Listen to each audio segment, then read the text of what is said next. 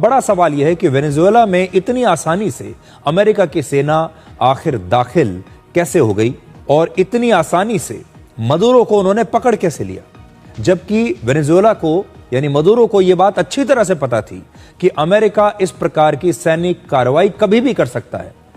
Venezuela के पास made in China ऐसे radars हैं जो उन्होंने चीन से खरीदे थे, जो 500 किलोमीटर की दूरी तक निगरानी कर सकते हैं। तो अब आप यह सोचिए कि वेनेजुएला की जो सेना है वो ये जानती थी कि अमेरिका इस प्रकार का कदम उठा सकता है, क्योंकि राष्ट्रपति ट्रंप लगातार बहुत टाइम से इस प्रकार की चेतावनी दे रहे थे।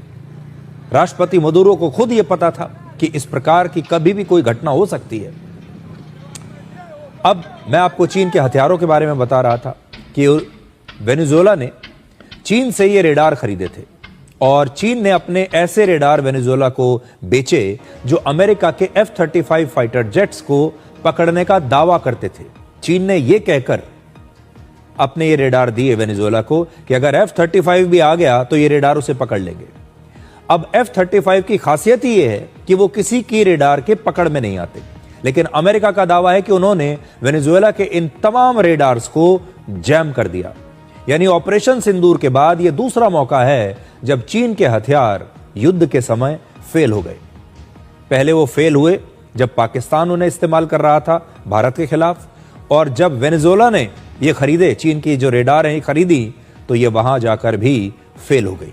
और इसीलिए बहुत सारे लोग हैरान हैं कि अमेरिका के इतने फाइटर जेट्स, हेलीकॉप्टर्स वेनेजुएला की सीमा में आ गए, तो वेनेजुएला का एयर डिफेंस सिस्टम आखिर क्या कर रहा था, वो पूरी तरीके से फेल हो गया। पश्चिमी देशों के कई एक्सपर्ट्स ये कह रहे हैं कि वेनेजुएला की सेना ने अपनी पूरी ताकत जुटाकर अमेरिका से लड़ने की कोशिश ही नहीं की, यानी वो निकोलस मदुरो के प्रति वफादार नहीं थी। इसका मतलब है कि वेनेजुएला की सेना की नाकामयाबी से कहीं ज्यादा ये एक विश्वासघात है। तो आज बड़ा सवाल यह है कि निकोलस मदुरो इतनी जल्दी अमेरिका की सेना के कब्जे में आ कैसे गए। अमेरिकी सैनिकों पर कोई बड़ा हमला नहीं हुआ। इसका मतलब यह है कि मदुरो की जो सेना है उसने मदुरो के साथ शायद विश्वासघात किया है। हैरान करने वाली बात यह है कि अमेरिका की खुफिया एजेंसी 4 महीने से वेनेजुएला में तमाम इंटेलिजेंस इकट्ठा कर रही थी, लेकिन मदुरो को इसकी खबर तक नहीं मिली।